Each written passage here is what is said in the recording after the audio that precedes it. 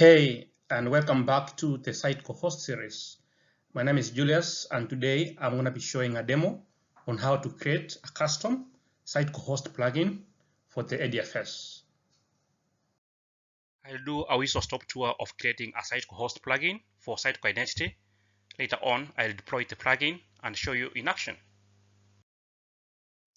Here I have a .NET Standard version 2 Visual Studio solution, and the coding language is C#. Within this configure sitecore.cs code file, I'm injecting into the OWIN pipeline to handle WS Federation authentication scheme. OWIN middleware is an open web interface for .NET. This particular WS Federation implements the on-premises Active Directory Federation Services authentication. As you can see here, I have passed in the required parameters, such as the metadata address to the DFS instance. This plugin has an XML-based configuration file. The XML file works in the same way as your Sitecore config patch file.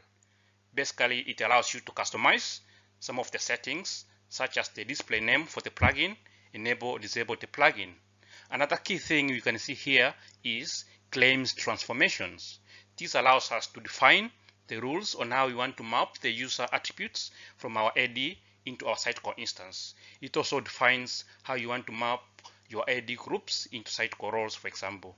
Later on, I'm going to package this using my DevOps pipeline and deploy this to my local Sitecore instance. I've skipped the step for brevity, but as you can see here, the folder structure has a Sitecore runtime, and it has also a plugin folder where the DLL file, which we produced earlier, is going to be deployed, and also the config file will host the XML configuration file. Later on, I'll be refreshing my Sitecore identity instance, which will show you an additional identity provider appearing on the login page.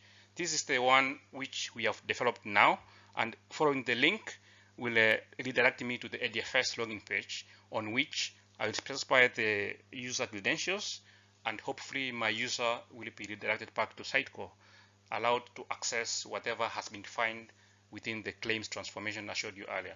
And that's it. That's the simple way of creating a custom ADFS plugin. I hope you enjoyed this. The code samples are going to be available for you in my GitHub repo. Thank you for watching.